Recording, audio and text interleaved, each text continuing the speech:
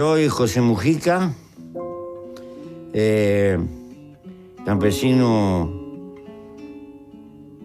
para ganarme la vida, y después me dediqué a luchar por cambiar y mejorar la vida de mi sociedad. La única cosa que no se puede comprar es la vida. La vida se gasta. O logras ser feliz con poco, o no logras nada.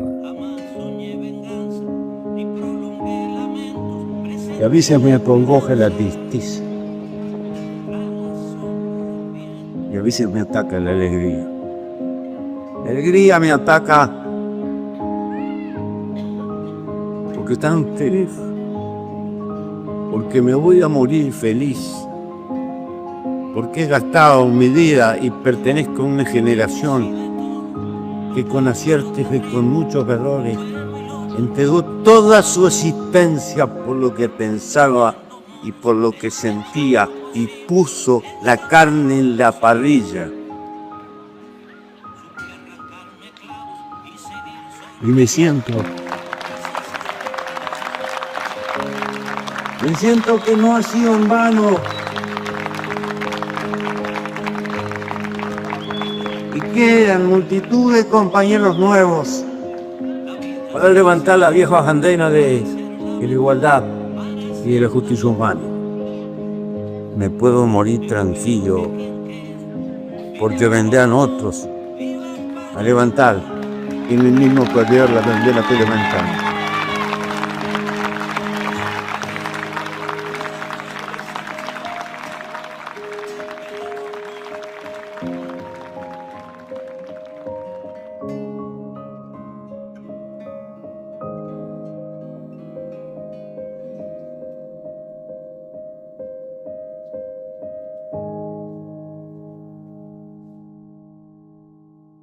Bueno, hoy vamos a tener un video triste realmente por la muerte de Pepe Mujica. Vamos a hablar sobre su pasado cuando se repasa la vida del expresidente uruguayo José Pepe Mujica, que falleció el martes pasado a los 89 años. Su participación como uno de los fundadores del Frente Amplio y sobre todo su gestión al mando en el país de Uruguay en 2010 y 2015 ocupan un lugar central en todas estas crónicas. La relevación o la política que alcanzó en lo que va del siglo, no solo en Uruguay, sino en toda Latinoamérica, se contrastó siempre en su estilo campechano y su hablar sencillo dejó en un segundo plano otros hechos que en su momento también tuvieron un gran impacto. Pero uno de ellos, sin duda, el más importante, fue su espectacular escape junto a otros 105 militantes de izquierda de 5 pesos comunes del penal montevideano a punto de la Punta Carreteras el lunes 6 de septiembre de 1971, en lo que hoy sigue siendo la mayor fuga de presos políticos que se haya registrado en el mundo.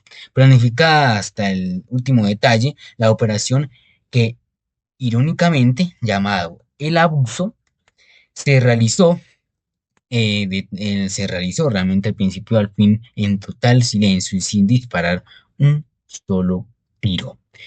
Los pormenores y el éxito de la fuga fueron noticias de tapa en cientos de diarios de todo el país y del planeta, y puso en ridículo al gobierno represivo del presidente Jorge Pacheco Areco, porque el escape no solo fue impactante por su magnitud, sino también por la importancia de los fugados, entre ellos que se contaba por Mujica y otros 3 dirigentes históricos de la organización guerrillera uruguaya, los Tupamaros, que entre ellos estaban Raúl el Bebé Sendic, el Añato, Elitario Fernando Idobro y Jorge Amit Marín Lluveras, unos ingenieros civiles que resultaron claves a la hora de planificar y llevar a cabo esta gran operación que salió prácticamente en manos limpias, cuando tiempo después los protagonistas relataron con todo detalle la preparación y la concentración de la fuga. El abuso adquirió la dimensión de la leyenda durante 30 días sin ser descubiertos. Los Tupamaros presos habían creado con herramientas muy precarias, fabricadas dentro de un penal, una red de boquetes que intercomunicaban todas las celdas del primero, el segundo y el tercer piso del penal. Habían hecho dos agujeros en el piso, en las últimas celdas de cada piso, para deslizar hacia la planta baja, y habían cavado un túnel de 40 metros desde la celda número 73, la última en la planta baja, por debajo del muro de la cárcel y de la calle hasta llegar a una casa ubicada en la vereda de enfrente. Nadie los vio, nadie los escuchó, nadie descubrió este escape. Pero, obviamente, el escape hasta que los 106 evadidos y todos los guerrilleros que habían dado apoyo y la logística del exterior ya habían lejos del penal, en distintas casas de seguridad distribuidas por la gran ciudad de Montevideo. Con esta fuga, los Tupamaros, una casi desconocido grupo guerrillero de un pequeño país sudamericano, se hicieron famosos en todo el planeta por este suceso de un escape. Ahora, ¿por qué se llamaban los Tupamaros o los Tupas? El Movimiento de Liberación Nacional Tupamaros o los Tupas, como también se le llamaban, habían surgido a principios de la década de los 60, a partir de la confluencia de las militantes de los partidos legales de izquierda en apoyo a la huelga de los cañeros uruguayos, donde Raúl el Bebé Sendic tuvo un rol protagonista. Sendic era miembro del Partido Socialista y se radicalizó tras la Revolución Cubana de 1959. Los primeros integrantes formaron parte de las fuerzas políticas legales, pero a su vez no juntaron a estas actividades con el intento de construir algo que sirviera para luchar y persistir clandestinidades si se nos venía la dictadura. Naturalmente teníamos diferentes puntos de vista, pero había una unidad de los hechos, recordando que José unifica al contar su historia. La presentación en Sociedad de los Tupamaros eh, fue el robo de armas que el ejército uruguayo tenía en el club de tiros de Nueva Helveis, una localidad cercana a Colonia, para armar los grupos de autodefensas en los cañeros. Corría en 1963 y en varios países de Latinoamérica se formaban grupos armados rurales. Tupamaros fue distinto, fueron los iniciadores de la guerrilla urbana. Para la segunda mitad de los 60 y los principios de los 70, los Tupamaros no solo habían crecido en número de militantes, sino que también se habían hecho notorios por sus operaciones sofisticadas, desde ocupamientos de comisarías para obtener armas, robos de bancos que se buscaban de fondo. También secuestros a funcionarios extranjeros, desde diplomas hasta agencias de la CIA, encubrimiento de la embajada latinoamericana, tanto la espectacular de las secciones como la comunidad enviadas a la prensa. Les permitieron estar constantemente presentes en la escena política uruguaya. Su golpe más espectacular fue la toma de la ciudad del Panto el 8 de octubre de 1969, cuando un número de grupos de guerrilleros llegó en una caravana fúnebre y copó la comisaría del cuartel de bomberos, la central telefónica y tres bancos, de los cuales obtuvieron la equivalencia de $357. La operación se realizó en apenas 20 minutos, pero también la huida a algunos de los vehículos utilizados con el comando fueron interceptados por la policía, que logró capturar a uno de los 20 de los guerrilleros. Saúl Sendic, el jefe máximo de los Tupamaros, logró romper el cerco, pero tiempo después fue capturado. Y la vida política de ese país laico, democrático, de gente amable, había cambiado. Jorge Pacheco Areco había ganado las elecciones en 1967, pero las protestas sociales y el accionar guerrillero motorizaron una fuerte represión política. Ahora hablemos sobre por lo que estábamos haciendo esta parte del video, el penal de Punta Carretas. Al comienzo de 1971, toda la cúpula de los Tupamaros que hacía parte Mujica, en cientos de militantes de organizaciones estaban presos. La mayoría de las mujeres estaban en la cárcel de Cabildo, en el centro de Montevideo, mientras que más de 100 hombres, entre ellos los máximos dirigentes, habían sido concentrados en el viejo penal de Punta Carretas. El penal de Punta Carretas había sido inaugurado en 1915 en una zona que por entonces estaba afuera de Montevideo para alojar a todos los delincuentes peligrosos bajo máxima condición de seguridad. Pocos años después de que fue el lugar de alojamiento forzado de los presos políticos a fines de la década de los 20, ya había allí una decena de anarquistas que habían sido detenidos por el asalto de una casa de cambio de la capital uruguaya. No permanecieron mucho tiempo en Punta Carretas. El 18 de marzo de 1936 se fugaron por un túnel, por los compañeros cavaron desde un local de venta de leña y carbón que habían montado como fachada en un lugar cercano al penal. El hecho tuvo mucha repercusión en la época y se lo conoció como la fuga de la carbonería. Para fines de los 60, cuando los militantes pupamaros y de otras organizaciones más pequeñas empezaron a ser concentradas en el penal.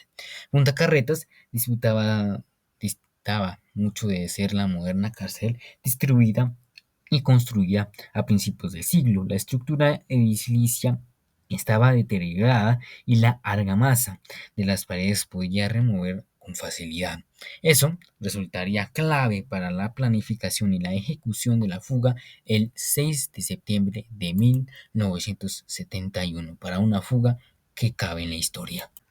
Ahora hablemos sobre los dos planes fracasados. Desde el primer momento, los tupamaros concentrados en el penal de Montevideano se plantearon la posibilidad de escapar y buscar diferentes caminos. Fugarse para retomar la lucha no solo era una conciencia de MLN, sino de toda la organización guerrillera de América Latina. Por eso, no demoraron de formar la Comisión Aspirina, integrada por un reducido grupo de guerrilleros. Entre lo que contaba Mujica y los otros tres históricos, se estudiaría toda la alternativa posible para la evasión. Entre los meses siguientes hicieron dos planes. Pensaron en cazar a los presos por grupos que operarían entre los exteriores de la cárcel. El primero de ellos, la Operación Manganga, fue descartada rápidamente por el tiempo que llevaría su implementación. Consistía por alquilar un local a 4 cuadras de la cárcel y desde allí cavar un túnel hasta ella, por cual se fugarían los presos. El restante, la Operación Gallo, que solo permitiría la fuga de unos 10 guerrilleros, que se llevó a la práctica pero fracasó. Un comando de Tupamaros cavó un túnel hacia la cloaca que pasaba cerca del penal y allí armó una base con herramientas, bolsas de dormir y municiones para desde ese punto seguir haciendo un túnel hacia el penal. La maniobra fue descubierta cuando una inundación arrasó con todos los elementos que había en la base y las bolsas de dormir aparecieron flotando en la superficie. Ese fracaso estuvo a punto de abordar cualquier otra posibilidad de evasión. El gobierno uruguayo empezó a planificar el traslado de los detenidos a la cárcel de la isla de Flores, en Río de la Plata, desde donde les sería imposible escapar a los tupamaros presos que quedaban poco tiempo. Fue entonces cuando se planeó la pregunta que daría lugar a la operación Abuso. ¿Y si lo hacemos desde adentro? Bueno, ahora vamos a hablar sobre los 5 momentos en la vida de José Pepe Mujica relatados por él mismo y un pedido para su muerte.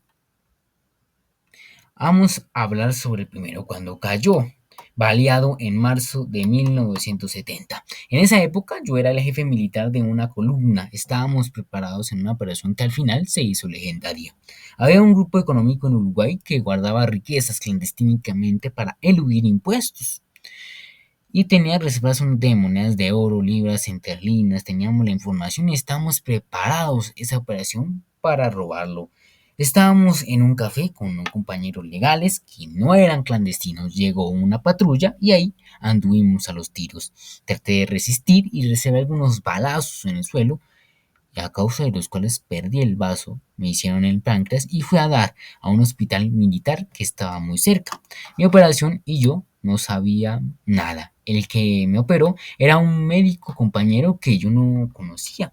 Fue una desgracia, pero una desgracia con suerte.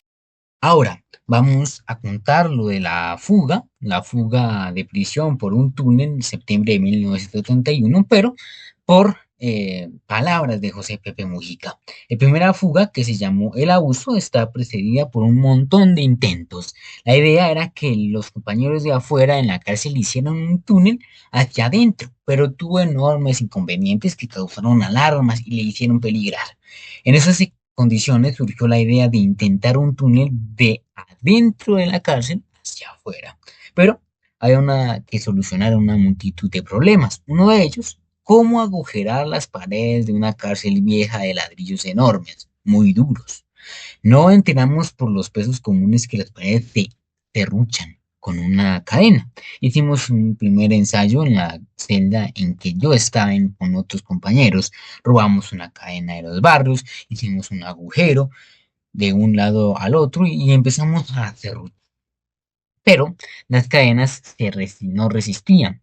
Entonces decidimos cortar con la mezcla el material más blando con los alambres de las camas.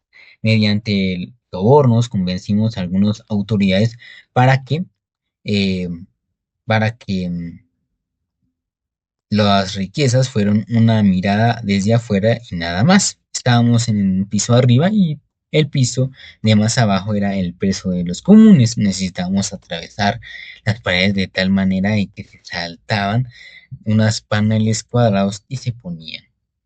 Hacíamos encontrar a Portland blanco, un tipo de cemento enterrado con harina, con eso sabíamos que revoque, y después ensuciábamos con café y hierba para que quedara con las impresiones generales que tenía la celda. Entonces estábamos con las condiciones de salvar los pedazos y comunicarnos. Habíamos logrado convencer a un preso común que estaba abajo, a partir de cuya celda íbamos a iniciar el túnel hacia afuera, con la promesa de que cuando logramos la libertad también lo íbamos a llevar. Y así fue. Fue una obra que llevó más de un mes. Organizamos a los compañeros más fuertes para que fueran haciendo el túnel. Tuvimos que solucionar el problema del aire con unos fuelles de fabricamos. Cuando llegamos al cimiento, había que bajar más y ahí nos encontramos con un pedazo de roca que nos trancó. El plan estuvo a punto de fracasar, pero logramos superarlo y atravesamos la calle. Sacábamos la tierra en bolsitas y íbamos poniendo debajo de la cama. Quedamos casi atorados de tierra, pero disimulamos. Pudimos apuntar de infraestructuras para una noche determinante en la que los compañeros tenían que ocupar la casa de enfrente por donde, el, por donde íbamos a salir. Y teníamos algunos compañeros que eran ingenieros que intentaron un aparato para podernos guiar bajo tierra. Erramos por un metro más o menos al lugar por donde teníamos que salir. Los compañeros ocuparon la casa con un estetoscopio, averiguaron los golpes. Estábamos contentos, pero muy preocupados. Esto estuvo acompañado con una fiesta que hicieron otros compañeros en una parroquia que había al lado, con baile y todo. Distraída. Paralelamente, en otros extremos de la ciudad, en La Teja, los compañeros que estaban afuera hicieron una cantidad de operaciones que tenían la función de tratar de llevar el aparato policial hacia los disturbios para que hicieran menos capacidades represivas en las zonas que estábamos. Salíamos con 2 camiones que se habían conseguido en una barranca. Esta historia la cuenta sobre el encuentro de su futura esposa en septiembre de 1971. A mi esposa la conocí la noche que nos estábamos escapando en la cárcel. Ella estaba con la gente que apoyaba desde afuera. Habían ocupado una de las casas en las cuales nosotros emergimos de abajo de la tierra para salir a la cárcel luego de haber hecho el túnel. La vi casi accidentalmente y seguimos la vida. Era una estudiante avanzada de arquitectura que trabajaba como una financiera paralela de un banco. Era muy bonita y muy joven. Dentro de los trabajos que tenía en la financia, la mandaban con un bolso de dinero a algunos avionetas que paraban en Carrasco. Era un negocio de economía financiera clandestina y decidió denunciarlo.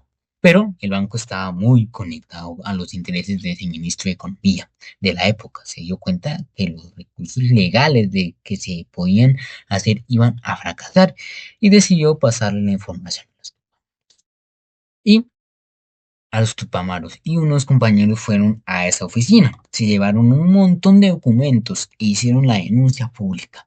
Los dueños de la finanza no tuvieron mejor idea que hacer un incendio para tratar de disimular la cosa. Fue un escándalo. Yo vi preso de vuelta y me volví a escapar. Esta segunda fuga fue al revés, un túnel de afuera hacia adentro. Y nos encontramos una noche en que andábamos muy perseguidos. Yo ocupado un cargo de relativa dirección y ya tenía contactos por compartir el aparato clandestino. Los humanos, aunque no lo sabemos, cuando vivimos una atmósfera de peligro, donde está un juego a cada paso en la libertad y la vida, nos aferramos al amor, porque la naturaleza biológica no nos lo impone. Y nos jugamos una noche en la costa de un arroyo que yo conocía. Ahora sigamos con el siguiente punto, que es la cárcel y la tortura en agosto de 1972, en marzo de 1985. Estuve en una especie de sótano muy húmedo en un cuartel de la ciudad de Paso de los Toros años después, cuando ya habían dado el golpe de estado los militares. Recuerdo que mantenían 7 ranitas en los calabozos. Les ponían un vasito con agua para que se bañaran, ranitas de zarzal. Allí fue donde registré que la hormiga gritaba cuando tú la agarras y la pones en el tímpano de la oreja. Era como un corredor largo, un corredor muy, pero muy largo. Y bueno, esto eh, realmente no tiene mucho sentido, pero en parte de adelante siempre había una guardia que caminaba en un lado al otro. Una larga escalería salía a un lugar donde estaba la guardia del soldado. Cuando había que ir al baño teníamos que llamar y nos llevaban. En esa época, cuando 7 y 8 meses nos cambiaban de cuartel, aprendimos una cosa. Siempre se puede estar en lo peor. Yo estuve 7 años sin poder leer, sin libros, sin nada, sin comer. Muchos plátanos, plantones y torturas varían. Al principio todo es relativo. Por ejemplo, en el cuartel de Minas, cuando me sacaron en la cárcel y empezaron el peregrinaje, en los cuarteles estaban 6 meses atados en el alambre, esposas atrás, tenía que pasar el día sentado en el banquito contra la puerta en un calabozo. Ahí me enteré que estaba yendo Saigón en la guerra de Vietnam. Recordemos que estas palabras realmente para mí son muy filosóficas y por eso es que hago un video sobre él, rindiéndole un gran homenaje a Pepe Mujica. Y bueno, ya para cerrar el video, vamos a hablar sobre la liberación en marzo de 1985. Yo salí en la primera tanda de compañeros 2 días antes porque los que no tenían delitos de sangre salimos primero. Pero salí con una misión. Tenía que conseguir un local para que nos pudiéramos juntar. Y así fue. Fui a mi casa, le di un abrazo a mi madre y salí inmediatamente a conseguir ese local. Logramos un convento en el cual nos juntamos y estuvimos casi un mes, donde decidimos lo que íbamos a hacer en esta etapa. En la noche que salí habían liderado a los compañeros también y algún mano tan amigo del trajo a Lucía a mi casa. Nos dimos un abrazo y nos juntamos hasta el día de hoy. Muchas gracias por ver este video y gracias por verlo hasta el final y bueno, eh, por un video de homenaje a Pepe Mujica. Suscríbanse y que bueno, yo sé que muchos no le tienen eh, cierta simpatía o no le tienen mucho cariño a Pepe Mujica, pero yo sí, ¿no? Y se notan muchos políticos que no son de izquierda, como lo es María Fernanda Cabal, que realmente para mí es muy grosero decir que prácticamente no le pudo decir prácticamente que era un guerrillero y que realmente no sanó lo que él había hecho mal. Realmente para mí, si saltó todo lo que él hizo mal antes con sus gobiernos y hasta el día de hoy que murió.